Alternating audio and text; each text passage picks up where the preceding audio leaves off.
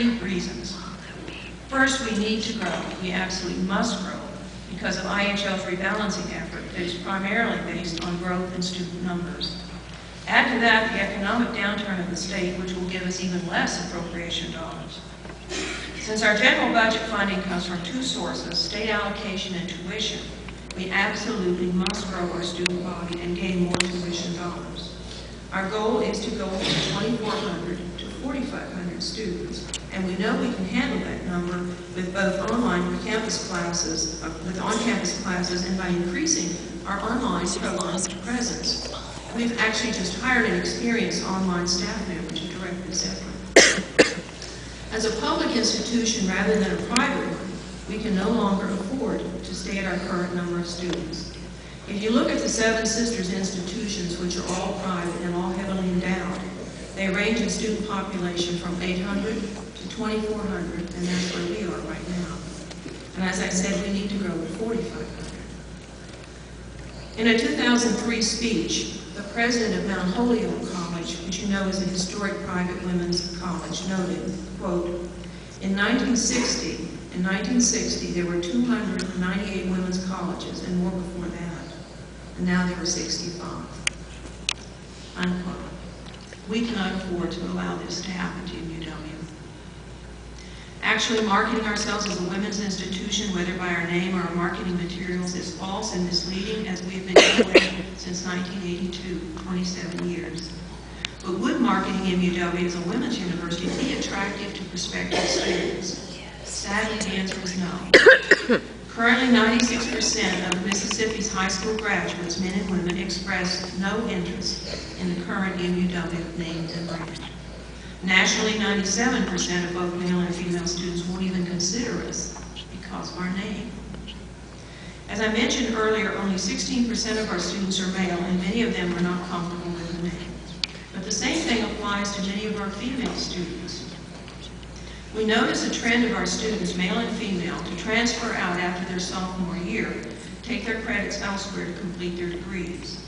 Our current name is a large factor in the transfer rate, since such movement depresses our retention and completion rates and also hurts our tuition income. So are we currently marketing enough? I believe we are. We are spending about 13% of our budget on marketing. 13% is going to outcome.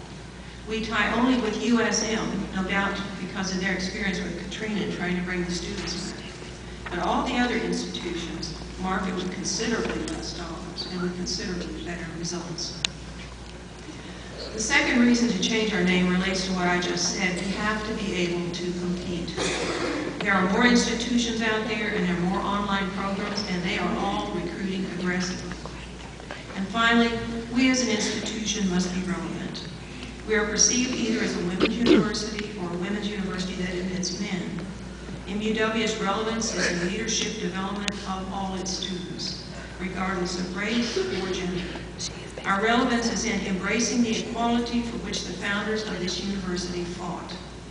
Our relevance is in celebrating the wonderful diversity that is so evident at MUW today. Simply put, our name no longer represents who we are. We have not been a single-sex institution for 27 years. I want to emphasize strongly that our institutional mission has not changed and will not change. Indeed, it would be foolish to ignore our illustrious history. It's a valuable asset. This university will always empower women, and our environment must continue to support and foster leadership among women. However, we must also look beyond that sole focus and embrace all of our students who come to us seeking a first-rate education. White, black, male, female, community college transfers, online students, adult learners, and others. In the late summer 2007, we began what we called MUW 2020, envisioning our future, fulfilling our promise, to look at where we want and need to go as we renew our strategic plan and celebrate our 125th anniversary. You can go to our website and you can see all the documents and minutes of those meetings if you wish. The need to change our name immediately rose to the surface. One of the committees that spun off of the MUW 2020 process was an identity committee that clearly recommended renaming the university. After much thought and much deliberation, I announced in August 2008 that we would go forward with a new name, and I charged a naming committee of about 30 people from on campus and off campus to come up with 3 possible names to be market tested. Media were invited to every meeting and were present. The naming committee developed an online process that resulted in much outside input. At the end of February, the naming committee presented me with 3 possible names to be market tested. Renault University, named after Sally Renault, one of our founders. Waverly University, named after the Sir Walter Scott novel. And Welty Renault University, again named for Sally Renault, but coupled this time with Eudora Welty's name. And I think you know Miss Welty is one of our most famous students and the well-known Pulitzer Prize winner. You may know our marketing agency, the CELO Agency of Jackson, from its many awards and initiatives, including its nationally recognized Mississippi Believe It campaign. Everybody gets lucky once. CELO test marketed the 3 names for us. The test marketing involved more than 2,000 people in Mississippi, Tennessee, and Alabama.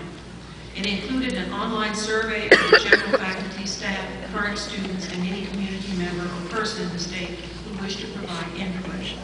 A second online survey was sent to prospective students. CELO also added 10 focus groups to prospective students in different parts of the state. On March 24th, the CELO agency did a presentation of its report to the naming committee. And this was the first time the results of that marketing study were heard by anyone, including me. I had not seen any of this.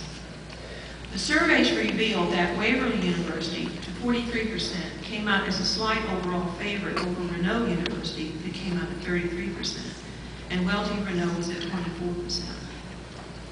But the research showed that a significant number of study participants said they did not like the hyphenated name, Welty Renault, and that they preferred Welty University as a standalone name.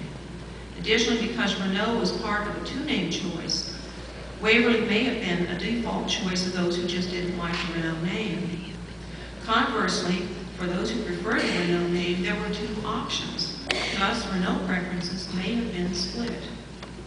After the CELO agency's presentation, several naming committee members suggested that Welty be researched then as a standalone option. As a result, the university has asked the CELO agency to conduct additional research on the name choice of Renault, Waverly, and Welty.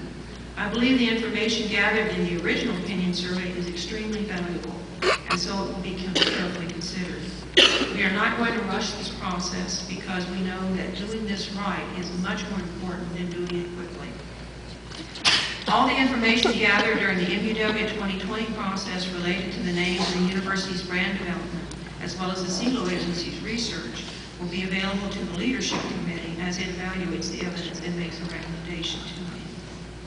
Finally, are we getting support on a name change? Definitely.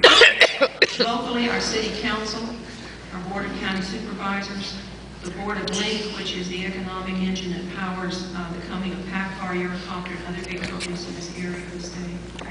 They all passed resolutions saying that we must change our name as they see this as a true economic issue, not just for MUW, but for our area of the state too. Many media outlets, newspapers, radio, television have come forward to support a name change, and additionally the Board of Institutions of Higher Learning support it.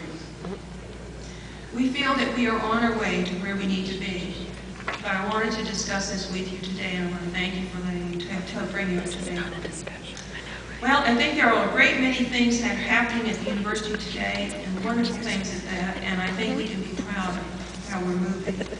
While this is a weekend celebrating your own past experiences at the university, we also have great reason to celebrate the present and the future.